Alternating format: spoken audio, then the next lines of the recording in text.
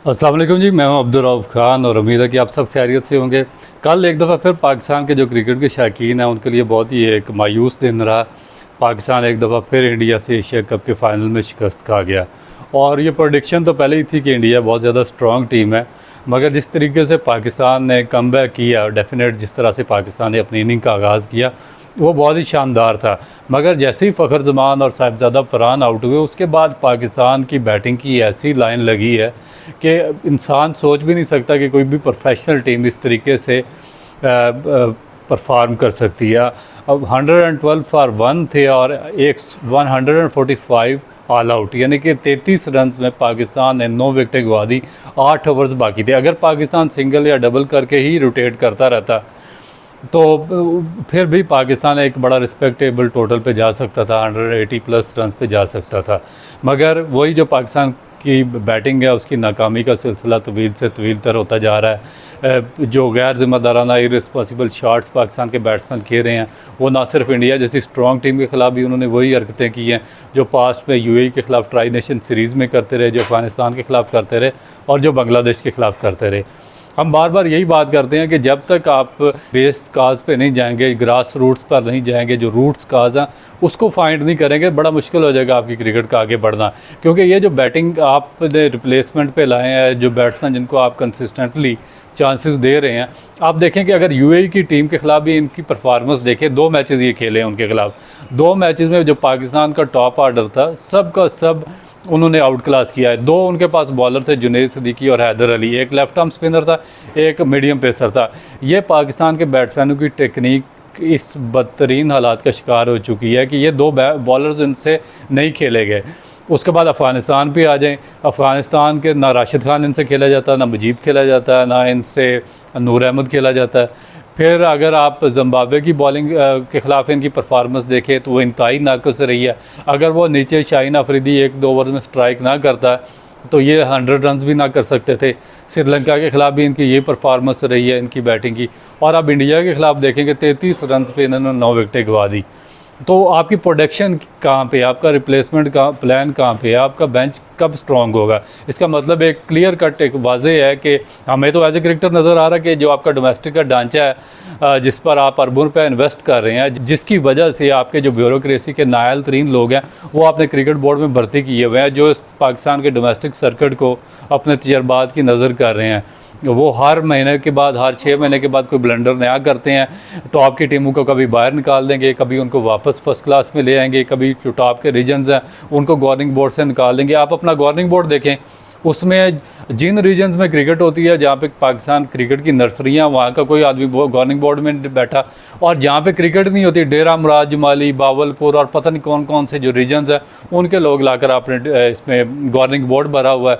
तो ये जब आप इस तरह के फैसले करेंगे, कोई असिस्टेंट कमिश्नर है, कोई डिप्टी कमिश्नर है, कोई किसी पास्ट के चेयरमैन का सिफारशी बेटा है, वो आपकी डोमेस्टिक सिस्टम को चला रहे हैं। जो वो आमिर मीर और एक ब्यूरोक्रेट समीर हुसैन है वो पाकिस्तान की टीम को आके अनाउंस कर रहे हैं। यानी कि आपने पाकिस्तान की खेल को और पाकिस्तान की क्रिकेट को एक मजाक बनाया हुआ है। जब आप किसी भी चीज़ को मजाक बनाएंगे तो उसके फिर एंड रिज़ल्ट यही निकलेंगे जो आपको इंडिया के ख़िलाफ़ लगातार भुगतने पड़ रहे हैं।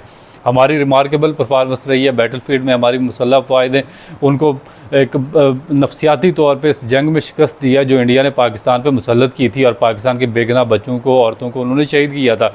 मगर उसका सारा एडवांटेज आप क्रिकेट फील्ड में अपनी नायली, अपनी बैड गवर्नेंस की वजह से उसको तबाह बर्बाद करते जा रहे हैं। आपकी 7वीं कंसेक्टिव शिकस्त है इंडिया के ख़िलाफ़। इससे पहले आप देखें, अब देखिए उसके अलावा जो आपकी कैप्टन है, जिसकी टीम में जगह नहीं बनती, आपने उसको कैप्टन बनाया हुआ है। ना उसकी कोई एवरेज है, ना उसका कोई स्ट्राइक रेट है, ना उसको कैप्टनसी करनी आती है। लास्ट अगर 2-3 मैचेस इसी इवेंट में देखें तो मोहम्मद नवाज़ को एज ए बॉलर खिलाया गया था, उसको नंबर 5 पे बैटिंग पे भेज दिया गया और उससे 1 ओवर भी नहीं करवाया गया बांग्लादेश के ख़िलाफ़। इसी तरह जब आप अगर उससे अगले मैच में श्रीलंका के ख़िलाफ़ देखें तो हारिस को एज ए बैट्समैन खिलाया गया, उसको नंबर 9 पे आप खिलाते रहे। इस पर्टिकुलरली मैच में जो इंडिया के ख़िलाफ़ खेला गया, इसमें आपने जो नवाज़, जिस पे आप पाकिस्तान क्रिकेट बोर्ड पिछले 10 साल से इन्वेस्ट कर रहा है, जिसको पाल पोस के पाकिस्तान क्रिकेट बोर्ड ने जवान किया, उसको एज ए स्पेशलिस्ट स्पिनर आपने इस मैच में खिलाया। एक ऐसी पिच पर जहाँ पर आप आपके सामने है कि जो इंडियन स्पिनर्स हैं उन्होंने डोमिनेट किया, उन्होंने इस मैच में 8 विकेटें ली हैं। और 2 विकेटें जस्ट बुमराह को मिली हैं, वो भी लेटर ऑन स्पेल में। और जो ड्यूबे था उसको उन्होंने as a part time allrounder खिलाया, बैटिंग ऑलराउंडर के तौर पे। 8 विकेटें ये आपके सामने स्पिनर्स ले रहे हैं एक पिच पे, और आप उसी पिच के ऊपर जो आपका टॉप क्लास स्पिनर है जिसको आपने टॉप क्लास बना के टीम में शामिल किया, उसको उससे आप 1 ओवर कराते हैं, और इस 1 ओवर में भी उसने 6 रन्स दिए हैं।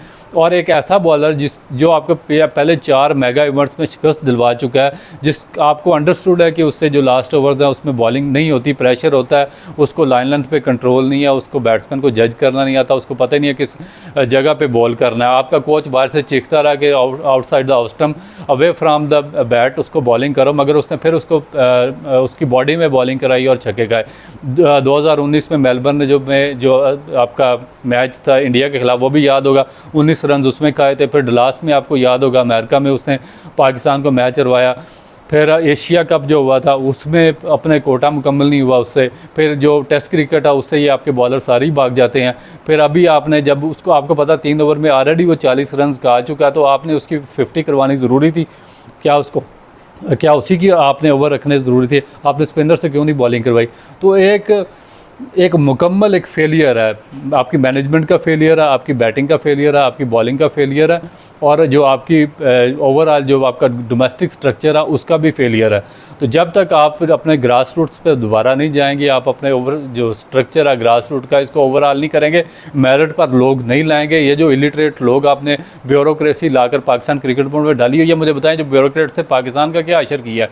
ये कौन सा इदारा पाकिस्तान का सही तौर पर फंक्शन रहा है, काम कर रहा है, जहाँ पे आपने ब्यूरोक्रेसी ने आपकी ब्यूरोक्रेसी ने 4 चांद लगा दिए, तो आपने उनको वहाँ से निकाला और उनको लाकर क्रिकेट बोर्ड में बड़ी तनख्वाहों पर भर्ती कर दिया। सिर्फ एक ही वजह ब्यूरोक्रेट्स को यहाँ पर लाने के, वहाँ पे उनको पैसे नहीं मिलते, वो इस काबिल नहीं है, वो तनख्वाह नहीं है उनके पास।